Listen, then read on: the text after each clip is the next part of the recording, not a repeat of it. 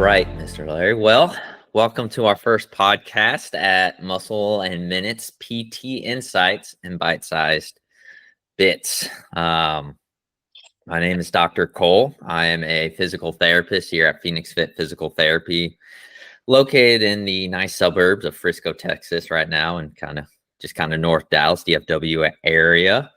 And why don't you go ahead and introduce yourself, my good sir, Mr. Larry?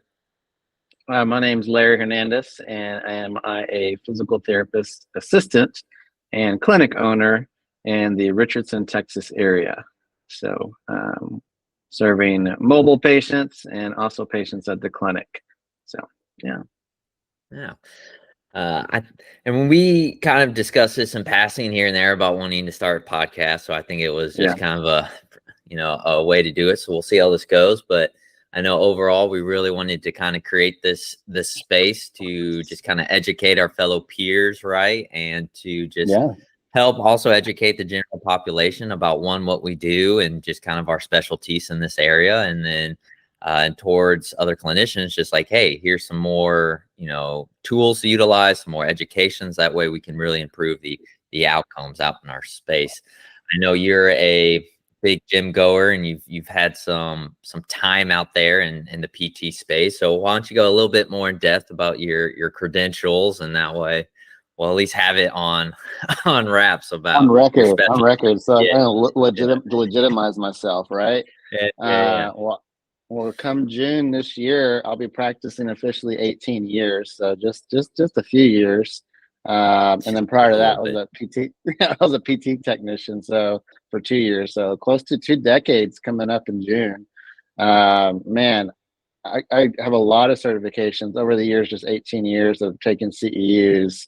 But I'd probably say the most significant ones was probably the SFMA, FMS, and dry needling. And so those have really helped me be better as a clinician over the last, I think I got that in 2013. So almost, a little over 10 years.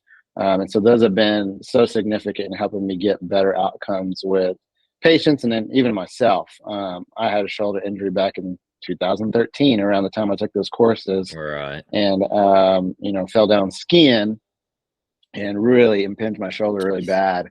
And at the time, I was only practicing at a skilled nursing facility. I wasn't really doing outpatient, so I was really not adept into like treating specific, like down to the shoulder. And so those courses were really important for me to treat myself. No, I understand. I think that's how a lot of clinicians kind of get into it too. Is like, at least when I've talked to students, there's always an injury, and even when I talk to seasoned veterans, much like yourself, it's kind of the same way as they start slowly specializing through injury, through treating themselves, kind of going that route. For myself, I've been a clinician now for a little over 2 years, so a little bit newer to the game, if you will, but I've been a certified personal trainer for 7 years now, been a running coach for 4 to 5. And so that then kind of reels me into my specialty in terms of runners and those kind of endurance athletes, especially, when they're on their feet versus, biking or anything like that. And, I kind of subspecialize in neck because much like yourself, I, had an injury, but I was involved in a car accident, got whiplash, which, that has a very big stigma on it. So I kind of went down that route as well. But you kind of just start building up the skill set, and then next thing you know, you're specialized out there, and it's really fun. So ever since I got that shoulder injury, now that's my deal now. I love shoulders. So and I know we talk all the time, and I love runners. They're like the simplest thing once you really get down into it, and when you feel that specialized, you're like, oh, I've treated myself, and then next thing it's 5 shoulders or 10 runners, and then you're like, well, I can do this in my sleep. But going into rehab then and into our settings, the one thing I really what are we talking about today? I know, right? Enough about ourselves and why the people are coming to us is I really wanted to discuss this myth around our 3 sets of 3 sets of 10 reps, right? And so I've seen a lot of TikToks out there, and then there's always a whole bunch of students whenever I ask them, whether it be in your clinic or other clinics I've been in, what do you want to do this exercise for? And they're like, 3 sets of 10, right? It's kind of like the go-to answer in the rehab world, which it's the good answer, but not always the best answer, right? And exactly. I was talking to my student this morning, because I have a student here. You met him. Right now, we've had several students here at the clinic, and I said, the best thing you can do as a therapist is learn clinical reasoning. And so, what is the best thing to do for a patient? There's a lot of good answers, but what is the best, right? And I was like, when you take your state board, that's what they're going to be asking you, because there's going to be two answers that are like, hey, these are both good, but which one's the best, right? And so, what's the best thing you can do for that certain patient right in front of you right now? So. Yeah, exactly. And, for those people that may not be more in depth in the working out world, right? Sets are typically like your bracket, and then your repetitions are how many you're doing per bracket, if you will. So if we say 3 sets of 10, and we'll go with like a high pull in this instance, we want you to do 10 high pulls, rest a little bit, and then do another set of 10. And then that just kind of defines that, right? And so, one of these big things is, future clinicians, and I even have seen some fairly seasoned ones that they fall into this hole of just 3 sets of 10 and everything, which I love. 3 sets of 10, I'm not going to bash on 3 sets of 10, but it's kind of to your point, it's like that clinical reasoning of why are you prescribing this kind of exercise, right? In terms of and that's exactly what we do. We prescribe, right? Muscle or movement is medicine, right? And so when we tell someone to do a specific amount of reps, it should be specific to that person, just like a doctor is giving someone milligrams of medication, right? Or we're giving them movements. Maybe it's a high pull for a shoulder or press. That's our medicine, right? That's our essentially the doctors are giving medications, but we're giving movements, and then the reps and schemes are our dosage, right? And so we're not just doing the same thing for each patient. It's if we want to be good clinicians, right, we want to be able to give what specific dosage and medicine to that person so that they are achieving their goals or getting better, right? So 100%. And I agree with that, and I think that's a lot of what I talk about too, especially with patients, because they kind of get in the same little route of, oh, okay, yeah, it's just always 3 sets of 10, 3 sets of 10, da da da da da da da. And to kind of touch on the variables of why sets and reps matter, because it comes down to intensity, right, of that prescription that we're going to prescribe. Just like you said, it's we want to achieve a certain amount of intensity, we want to have a certain amount of purpose for those exercises, so maybe like a high pull, right? And then there's kind of the whole purpose of a set. And I know I've told so many patients this is the intention of a set is to have breaks in between. You'll have those patients. They'll go all 30, right? And they'll just like pop, just bang them out. And I'm like, well, one, clearly that means it wasn't enough for you, right? It's too easy.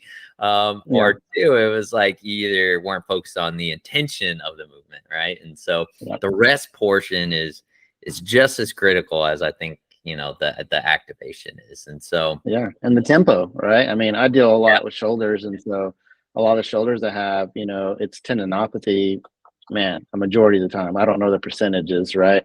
But majority of the times I'm dealing with tendinopathies, and right now I'm working with a power lifter guy, and he bench presses 330 pounds.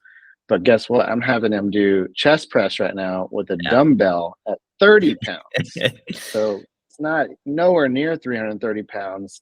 And I'm having him do it at a tempo of 3 seconds down, 3 seconds up.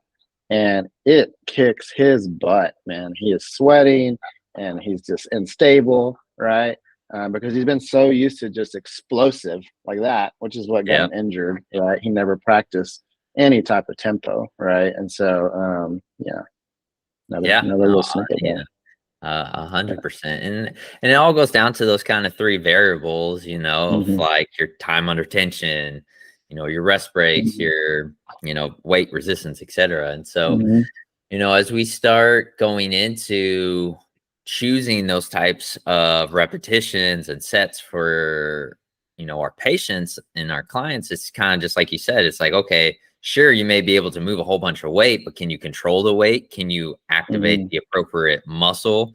Or when you're moving, like you said, I don't know, 330 pounds, which is insane. Like, are you going for like an explosive movement? Is it even a safe movement? And you just happen to get it up, right? So, there's a lot of, there's just a lot of thought process, or there should be anyway, behind our prescription there, right? And so, even if we look into the science of our sets and reps, right? When we talk about our rep range, and I know our seasoned gym goers kind of know this, but for the general pop, they don't always know this. So it's like your 1 to 10 repetition range, maybe your 1 to 8 to 10, etc. Your focus there is generally going to be strength, right? We're just trying to generate some power, move some heavy stuff. And so you're really looking at some heavier weights, because of that repetition is down. That doesn't necessarily mean lower volume, but just means, again, that kind of depends on the set aspect of it. But then, you move into that 10 to 19 range, and now you're looking at, neuromuscular controlling that range. You're looking a little bit on endurance if you're on that higher side. And again, you could even really target hypertrophy depending on how many sets you do there. And then obviously when you get to that 10 plus range, like those people that want to bang out 30 reps, right? That's endurance, right? It's just like, which for runners is great when they're running multiple miles, 5K, 10Ks, etc. Like that is an important aspect, but taking less away from strength, right? And then trying to reinforce our muscle kind of oxygen levels and just saying, hey, can you sustain a certain amount of stress through this tissue for this amount of time, right? So, and if you kind of notice, which I always like to bring about when I talk to my patients and clients, is like 10 is in 2 of those ranges. It's in our strength range, and it's in that like kind of neuromuscular. It's the Goldilocks zone. It's like the Goldilocks zone. Exactly. And so that's exactly where, 3 sets of 10 comes from. But then it's like you have to focus on that stress, like you said. It doesn't have to be 100 plus pounds. It can be 30 pounds, but then you're slowing that tempo down, right? Or you're lightening the load, or you're increasing the load, etc. So I'll have plenty of patients, and I'll start throwing out all these types of sets and reps, 4 sets of 8, or maybe we'll do 2 sets of like 15 and stuff. And they're I've seen your documentation. Yes. Oh yes, yeah. They're everywhere. But I think it's just important, and it's a lot of people don't understand that kind of science behind the sets and reps. And then when you take it to a clinical setting, it's like, man, there's so much you can do with so little, right? You don't need a whole bunch of weights and shiny tools, even though, as we all know, I love my new shiny pieces of equipment as well. Yeah. So So, in terms of shoulder, so like you just mentioned with your shoulder guy, do you have any preferred like sets and reps that you like to kind of prescribe these people, or what's kind of your take on all this? Well, a lot of times it depends too on kind of how their pain is, right, too, as well. Like I have certain guidelines, and so I always tell the patients, like, I am not one of those therapists, which I know there's some therapists out there that is more pain is gain. I want some pain, I want some irritation, because I want us to be affecting the muscle, so we're creating some change. But like right now I'm doing 3 sets of 6 with that guy, and so because he really needs to focus on some stability and strength right now, because he has that quick or the fast twitch fibers right now where he's explosive, but his slow twitch fibers are not so great, and so we're working some of that right now. And so 3 sets of 6 right now, and I tell him, hey, no pain above 5 out of 10. If so, we're going to reduce some of this weight. And I shoot for an RPE. I ask them, which is rate of perceived exertion. And so I tell them, hey, I want this to be a 6 or 7 difficulty level. And then also, if your pain is above 5 out of 10, let me know, because pain's always going to trump intensity. in this case right now. And so right now, yeah, we're doing a lot of low reps right now with him, trying to build some strength and stability, so we're doing presses, we're doing shoulder taps and scap push-ups, just trying to get his scapula to get some stability, because he has really good, strong chest muscles. But when it comes to kind of the scapular stability, it's not there, and so that's kind of how he got injured. And I've seen this injury multiple times. I have some gym goers that come to me quite a bit. And bench press is just one of those manly movements that guys love to do. I get it. It's like, how much is your bench, right? The big three of, squat, deadlift, and bench, right? So what's your, what do they call that? I think in CrossFit, it's called the CrossFit. I can't remember right now, but those big three right now. Yeah, I just call them the big three personally.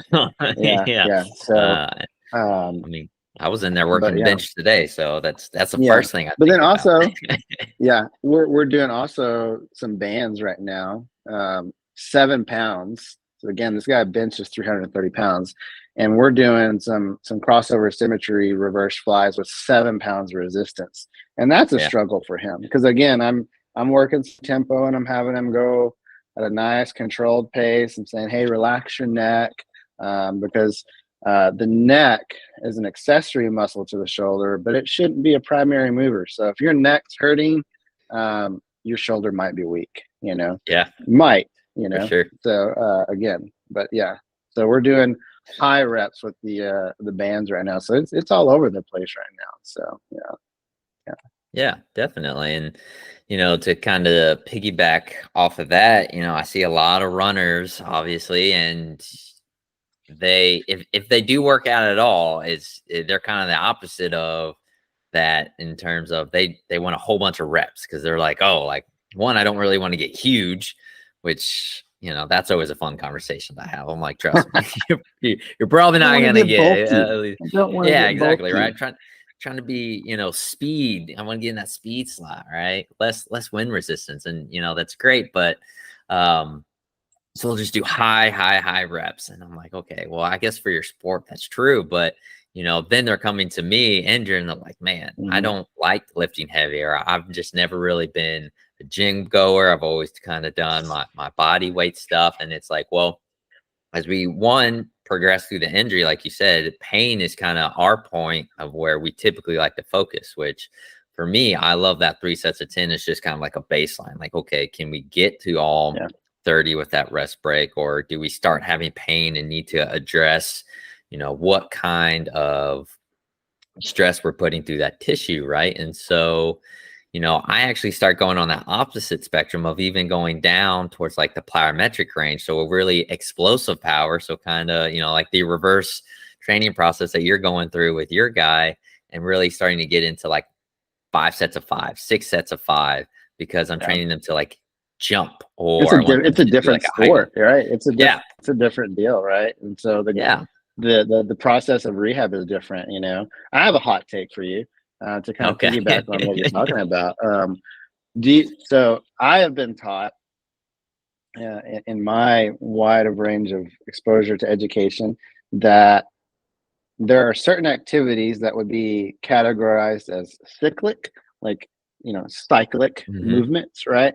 And those tend to break down.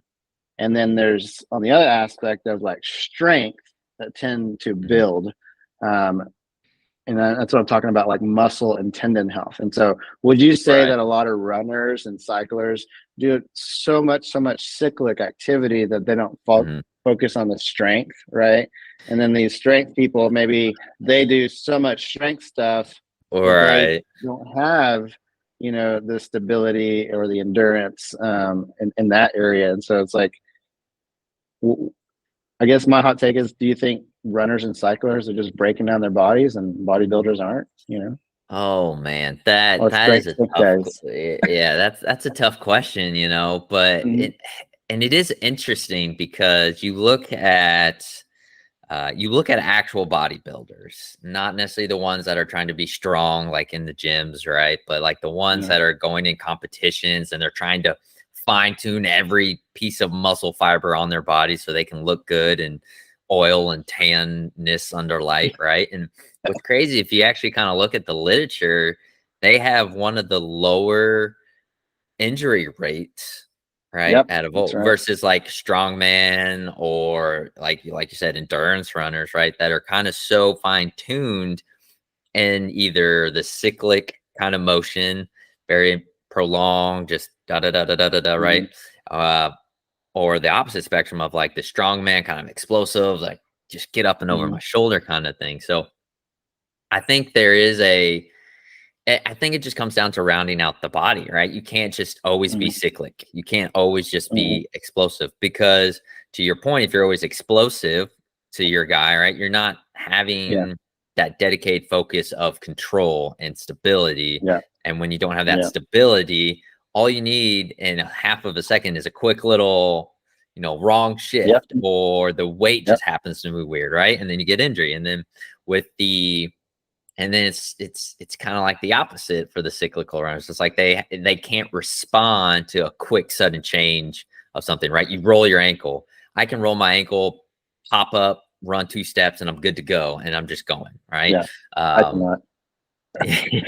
yeah. Well, and a lot of runners can't, and that's how they just get ankle sprains, and then they're Yeah, out for like a month. But they don't build that resistance, on the other side. So, to your hot take, I definitely think it's, I don't think either one is bad, but I think there's definitely extremes, right? And then when you train in one extreme for so long, one set or rep range, it's like you're not balancing out the body. Whereas when you see those true muscle builders, right, and they're trying to get all these muscles, they have one of the most well-rounded physiques just in general, in that regard, because they've tried to balance their body out so it looks good for yeah, these shows.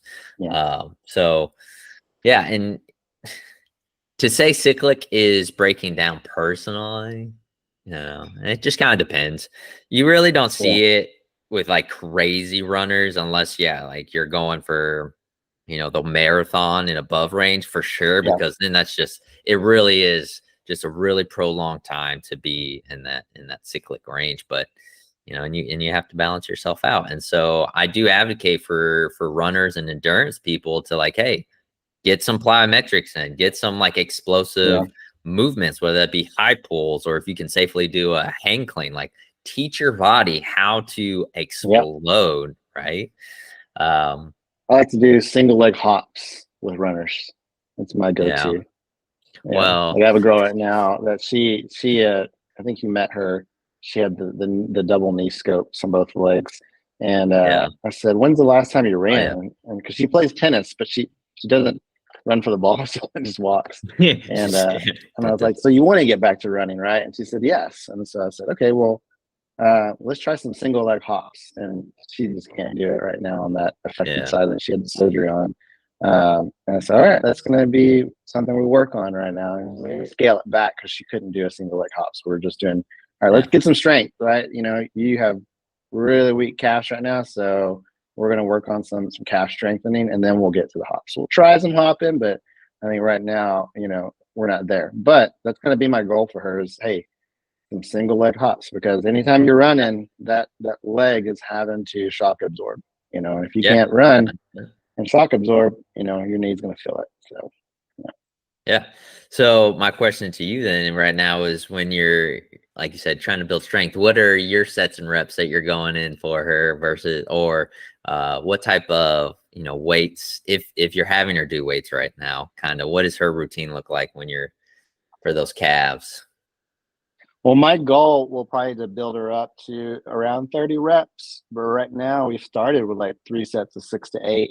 Yeah. But that's my goal. I tell her, hey, like we're gonna start 3, 6 to 8, and then we're gonna progress for like 12 to 15. And our goal will be to get to 30 reps where you can do at least single leg raises at least 30 reps, Hmm. because if she wants to get back to running, her calf is just going to need to have some Yeah. pretty good sustained activity to be able to tolerate some sustained activity, Yeah. and lift her body. And so we're shooting for 30 at some point, but we just started because, I mean, like I said the other day, hopping, I was like, all right, hop, we're not hopping yet.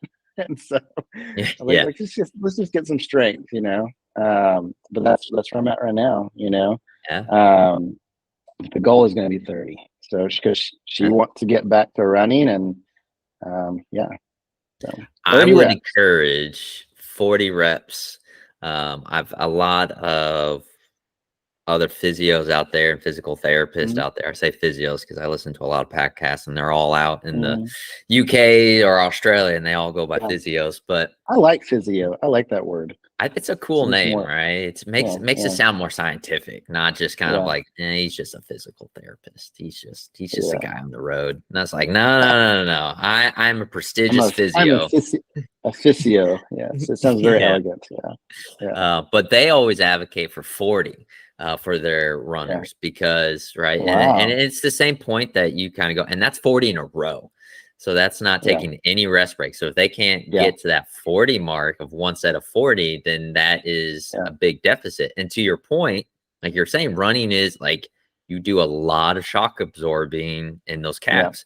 There's man, I know I'm going to mess up these numbers. I'll have to pull up the research later, but there's a research that I recently read that said runners, and granted, they took some pretty fast runners. They said moderate pace, but they clocked them in at like 7:30 pace. And for the average runner, that's pretty quick over like 3+ miles. I haven't run a 7-minute mile since high school, so I did the other day, but it wasn't for very long. I saw your times at your 5K. I saw your time for your 5K. You were averaging it was 7:20 or something like that. Yeah, it said like 7:22 or just below 7:14 or something, somewhere in there. But and so, but what they showed is over the course of, and I think it was a 5K. I'd have to double check if it was 5K or 10K because it does make a difference there. But they said like the calves, specifically the soleus part, absorbed and produced anywhere up to like 10,000 pounds worth of just force. But just every time they landed to push off, right? So, you think about an injury, again, it's like you need to be able to withstand that type of pressure. And when you really think about it, when I really try to bulk up, which I know I'm like the biggest guy in the office, especially right now. When I really try to bulk up these guns, it's all about volume. So going into my sets and reps, it's like I could still do a high rep range of like 10, but then if my sets are 10 sets of 10 at what is it? Typically aim for like 68%, my 1 rep max. It's like, you're going to go into that strength of just, and hypertrophy range of just massive muscles. I always like to make sure that I'm functionally strong too. So I don't, that's why I really tone it down in my, cutting season. So, but I think that's why I love CrossFit. CrossFit, I don't have to think about my reps and schemes. Sometimes I'll program some of my corrective movements, my rehab movements per se, kind of like in a CrossFit type scheme. Like one of the popular schemes in CrossFit is 21-15-9. And so I might pick 3 movements and say, all right, we're going to do 21-15-9 of these 3 movements, right? Maybe it's if it's a shoulder patient, hey, we might do burpees, snatch, and some kettlebell swings. And the reason I chose those is because they involve the shoulder in some way, whether it's stability, press, or strength, or even a high velocity movement like the snatch or the burpee. Sorry, because the pressing it's a strength movement, shoulder press, right? And then push up. We got some scapular stability, some flexion still, and then what was the third movement I said? Oh, kettlebell swing. I mean, you have to engage your shoulder. Or no, you said burpees. I did. I just said burpees and then kettlebell swings. Oh, okay. I thought you were saying push-ups. Yeah. I was traumatized when you said it. That's why I read that off. Because I mean, the rep schemes in CrossFit vary so much from low volume. Like I think the CrossFit Open came out this week, and it was, I want to say, deadlifts, running, or rowing, and some other movement. But the deadlift was like 5 reps, I believe. And CrossFitters seeing this are going to be like, no, you were wrong. But it was a low amount. And it was like 185. But then right before that, you were doing rowing, which was like 300 meters, I think was the row. I can't remember the third movement. But, man, that's why I love CrossFit so much because, I mean, you're hitting all spectrums of strength, endurance, stability if you're doing, some gymnastic moves. Sometimes we'll have some muscle ups in there, which I've only been able to do one muscle up in my life. But I think that's why I love CrossFit, just because of the variance of schemes. And I think that's why Yeah. some people like it so much too, because they get challenged in some way. Right. I always tell new CrossFitters that, like, hey, just so you know, it doesn't get easier. It's always going to feel like it's Just every always feels workout's like going it to feel like sucks. it. Yeah. Yeah, because you're pushing yourself to the max of your strength and your endurance in so many ways. So, Right. um, but I don't. yeah, I'm not a CrossFit guy, but to your uh, point, when you put it that way, yeah, it is nice. But I think when it really hit the world by storm, there was just anytime you have too much of something, it's crazy. yeah. I And mean, P90X. Remember that day? Remember when that oh came? man, yeah, talk about intensity for Yeah. full body weight kind of stuff. But I do want to touch on a point because just real quick that you mentioned that, like, yeah, before you do it, the light deadlift or whatever, right? They were just doing a 3,000-meter row or some ridiculous Hmm. amount of rowing, which, is a challenge in and of itself, but just because of the time you're having to do it, right? And yes, that is, Yeah. to me, it is another explosive maneuver. You're not out kayaking and catching fish. Like, you're trying to crush some meters there on the rowing.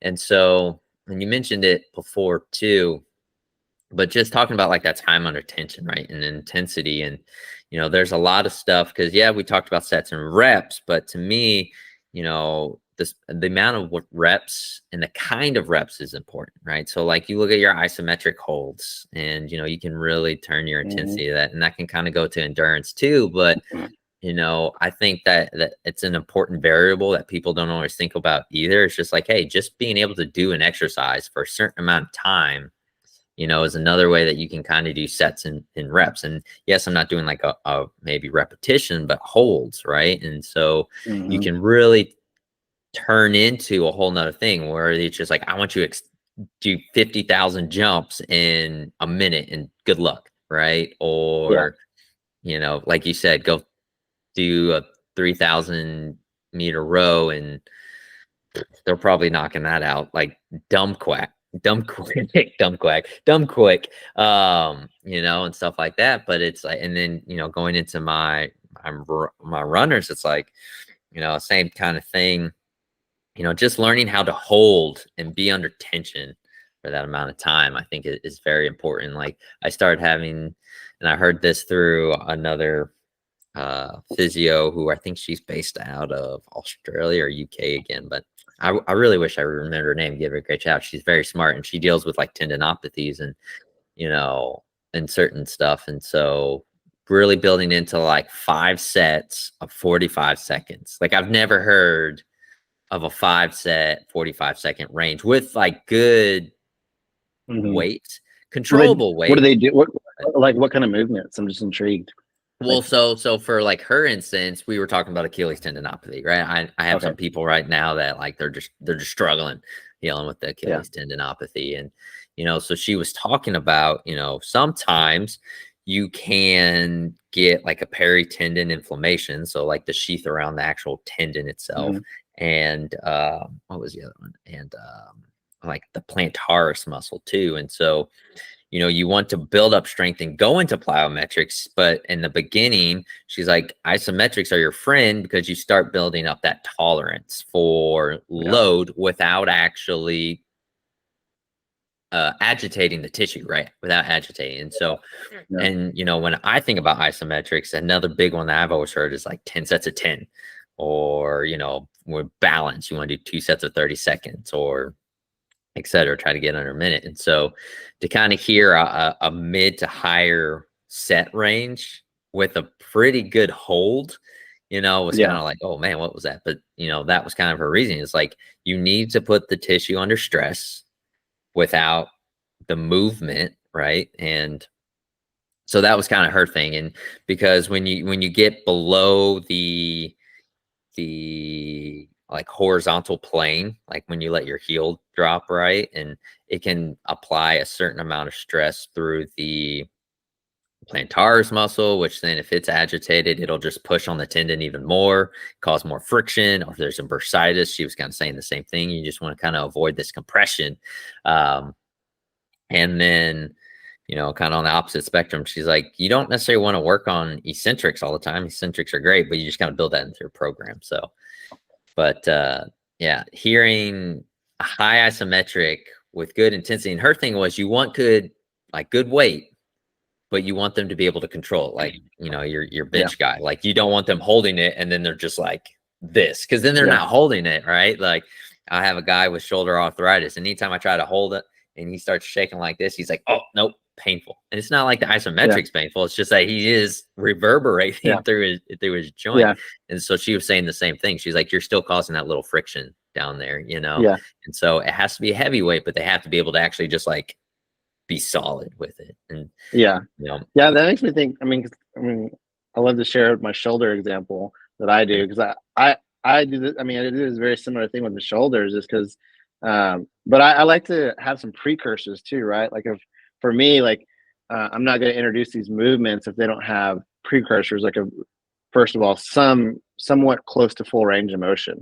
For me, when I'm dealing with a flexion based deficit, right? And so if my patient is lacking some flexion, I love to do overhead holds, which is kind of similar to what you're saying right there. Yeah. And so this patient, if they have full range of motion, no problem, but then you load them and then they can't bring it up there and at a weight that I would like them to, then I'm gonna, all right, let's work on this. We're gonna do some mobility, right? And so which essentially is a hold, right? And I usually make them walk pretty good, probably about a minute or so.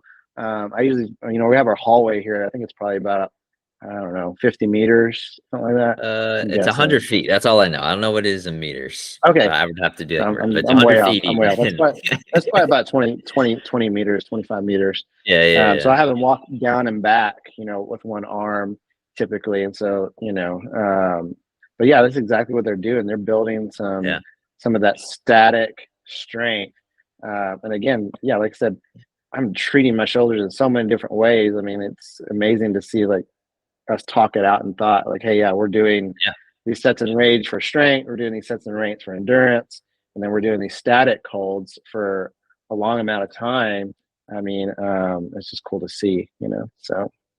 Yeah, definitely. I'm trying to find what her name was, but it was a really cool. I wanted to correct ourselves on the CrossFit thing. It was 300 meter row, 10 deadlifts, 50 double unders. That's the CrossFit one right now. So still we can do it better by it. No. 20-minute AMRAP too. So it's a 20-minute AMRAP. So I just, I would love to. Just busy guy out here.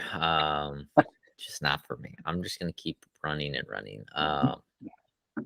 Man, I wish I could find her, but if I ever find it, I'll put it in a caption or something, give her credit for that, because it was just a really cool thing that, just like I said, I've never really heard it in terms of that. And like to your point, like it's like you can take that method. That's the cool thing way better than us, by the way. So yeah. She definitely did. But and she's done the research on it and stuff like that. But that's that's the cool thing about this, is like everyone's gonna have different hot takes, right? And how you and I think that's the important part of like this kind of podcast, is like learning how to build on that critical thinking skill, not just saying, oh, okay, my knee patient needs to do knee extensions. They kind of hurt a little bit. I'm just going to drop the weight and do 3 sets of 10. It's like, okay, but why? Like what is going to get your patient better quicker? Yeah. And that's why, people who YouTube how to fix my shoulder, they end up coming to us at some point. Because 100%. What you see online sometimes is very general information, like, hey, this movement might help your shoulder, this will unlock your shoulder, or this, plug in whatever keyword they'll say this movement is going to help. Maybe it's clamshells for the back or whatever it is, but do you really need clamshells for your back right now? Right. You don't know. You haven't been evaluated to see if you are truly lacking stability or lacking that movement to help your back, and so so YouTube doctor is not always the best doctor. I mean, my suggestion is get evaluated by a clinician that has a good understanding, right? Find out about their clinical experience and see if they are the right fit. Because just like there's, I like to tell people that, like, I may not be the right fit for you, right? Yeah. Someone may know more than me about this certain condition, and I'll tell people, I turn away people because I'm like, hey, I'm probably not the best fit for you based on what you got going on. I think you need to go see someone else. Hey, go see Cole, like, to work on your running, right? Because treat runners, but that's my I don't love to treat runners, because I'm not as passionate about it as you are, But if I have a CrossFitter come in here, I'm like, hey, I'm the right fit. I got you. I got you, man. But that's why YouTube doctor is not maybe the best doctor for you at times, And so if you're listening to this podcast and you're like, man, I've tried some certain movement for my shoulder or for my running, and it didn't work, like, what I would encourage you to do, or if your first therapist didn't work, find another therapist, because we all get exposed to different education and different clinical experience that might make us a better fit for you.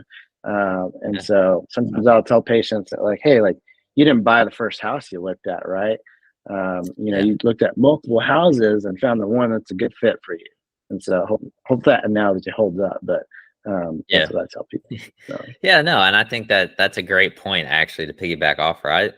Just like, man, I've seen this on, or like, you prescribe a clamshell, like, man, everyone does clamshells. It's like, okay, but are you doing it correctly? Let's see it. No. Okay, well, that's step one, right? Or sets like, oh, they just tell you, just try some clamshells. They'll really help your lower back. It's like, okay, I tell you how many to do. They just told you to do it, or attention. To your point, it's kind of like this miracle of, like, okay, the information's out there, which is great, but then, like, having the understanding and going to a really educated provider of saying, okay, this is how you actually apply it, though, right? To get you better. So that application, that, that prescription, like we mentioned earlier, that this is how you're going to get better. And so, I'm going to double down on what you said. And definitely, if you're in the DFW area, for sure, you're a CrossFitter, go see Mr. Larry over there at On Point Movement. And then if you're a runner, I'm going to double down myself. Obviously, you can come reach out to me, Richardson, or kind of South Frisco at Phoenix Fit. But you can't take everything you hear and just assume it's going to work for you, right? Go get evaluated by someone that you trust, whether you got to go shop around. I like to use the analogy for car shopping, because everyone typically doesn't buy the first car they see either. So I'm definitely on that. But closing up here. Oh, which I found that that physio, her name was Ebony Rio, Ebonnie. So I have no idea if I said that. Could be Ebony Rio. But she had some really good stuff on some tendinopathy and some progressions with athletes and tendinopathy. So in terms of looking up her work, I'd definitely look at it. If anyone out there is interested, if I find any links, I'll definitely connect it to her, because she was really smart about everything. Just Fly Sports is the name of her podcast. I just found it. Yeah. Awesome. There Just you go. Fly Performance Podcast. But so before we sign off, which I think that was a great first podcast, my good sir, and lots of good ranting. Hopefully everyone kind of got a good nugget out of there of why, 3 sets of 10 is a great starting point, but it's not the end all magic number kind of thing. Right. And so, I think, like we said, just kind of go out and find a person that's going to help you and listen to your needs and get you to your goals. And I think it was a really good time, fun time, always fun and laughing. But what are we going to talk about next? Right. What are we going to talk about next? We'll have a couple of weeks to brainstorm that. I'll put some stuff in there. But any last minute thoughts on your end that you want to kind of tag on, my good sir? Man, not that I can think of, man. Just I think this is all good. I don't have any last thoughts. No final thoughts from me. No final thoughts. All right. Well, for all those people that are listening to this podcast, feel free to subscribe for future episodes. Like you said, we'll come up with a great content for you. And if you have any suggestions that you want to hear our hot takes on, or just explain more in depth, feel free to add them down below in the comments, and we'll answer them as best we can. But all right, I'll let you get to your patient care, and we'll go from there. All right, man. See you later.